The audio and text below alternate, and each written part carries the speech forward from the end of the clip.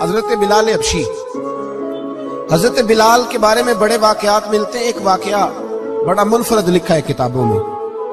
حضرت بلال سے لوگوں نے کہا آپ نبی پاک سے متاثر کیسے ہوئے؟ تو جناب بلال کہنے لگے میں زیادہ لوگوں کو، مکے کے لوگوں کو جانتا ہی نہیں تھا، چونکہ میری ڈیوٹی تھی گھر میں کام کرنے کی، اور مجھے سخت سزا ملتی تھی امیہ بن خلف کی طرف سے. بلکہ تحقیق یہ ہے کہ یہ عبداللہ بن جدان کے غلام تھے. امیہ بن خلف نے تو جب انہوں نے کلمہ پڑھا تو پھر خریدا. عبداللہ بن جدان کہنے لگا میں فارغ نہیں، آپ لے لیں، آپ اس کو سزائیں دیں.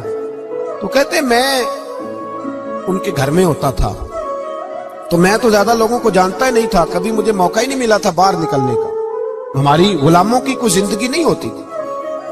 آج تو ہر آدمی کہتا ہے نا میں کچھ چودھری سے لے کے کھاتا ہوں. یہ جو تیرے اندر حوصلہ ہے نا، یہ میرے رسول نے تجھے عطا فرمایا ہے، یہ میرے نبی نے تجھے دیا ہے، ورنہ تو غلام بکا کرتا ہے. یہ حوصلہ تجھے رسالت مآب نے دیا. حضرت بلال کہتے ہیں میں ایک دن مجھے بخار چڑھ گیا بڑا تیز، میں لوگوں کو جانتا نہیں تھا. فرماتے مجھے تیز بخار چڑھ گیا تو ٹھنڈ بڑی سخت تھی. میرے مالک نے مجھے کئی کلو جوں دیے پیسنے کو چکی پہ. کہتے میں بیمار تھا تو میں نے کچھ دوائی لی جو اس وقت موجود ہوتی تھی، تو میں نے ایک لحاف لیا، دودھ پیا تو مجھے نیند آ گئی. جب میں سویا تو میرا مالک آ گیا.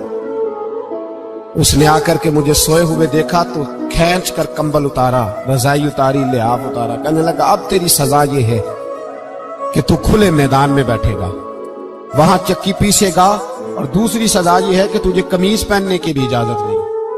حضرت بلال کہتے ہیں تیز بخار، ٹھنڈ کا عالم، اور جب میں چکی پیس رہا تھا تو رو رہا تھا، اور میں پوچھ رہا تھا خدایا ہمارے نصیب، اللہ ہمارے مقدر ہے جرم ضعیفی کی سزا مرگ مفاجات.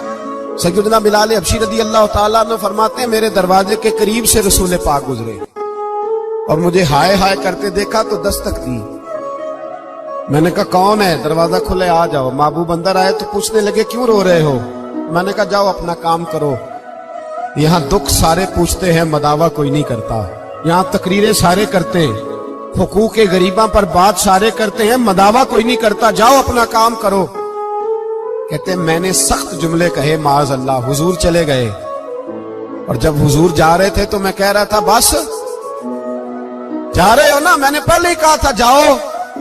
کہتے ہیں قربان جاؤں، تھوڑی دیر گزری تو اللہ کے رسول کے ہاتھ میں گرم دودھ کا پیالہ تھا، کھجوریں تھی. حضور تشریف لائے اور کریم رسول نے مجھے کھجوریں دی، دودھ پلایا اور کہا چل جا کمبل میں بیٹھ جا. تو میں نے کہا چکی کون پیسے گا، وہ تو بڑا مارے گا. کہتے ہیں لوگوں اس نبی کا میلاد اور معراج بھول نہ جانا، اس رسول پاک کی محبتوں میں کمی نہ آنے دینا، اس محبوب کا نعرہ ساری دنیا میں لگا دینا. فرماتے ہیں میرے حبیب کے میں قربان جاؤں.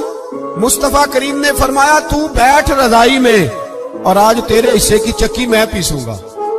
کہتے ہیں ساری رات حضور چکی پیستے رہے، ساری رات. سویرے میں اٹھا اور میرے حبیب پاک نے مجھے وہ سارا کچھ دیا اور خود چلے گئے. اگلی رات پھر آئی تو حضور پھر آ گئے، مجھے پھر رضائی میں لٹایا، دودھ پلایا اور ساری رات چکی پیسی.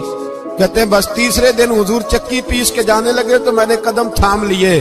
میں نے کہا دیبا دنیا ساری جھوٹ بولتی ہے، زمانہ سارا غلط کہتا ہے، جو غلاموں کے حصے کا کام کرے وہ اللہ کا سچا رسول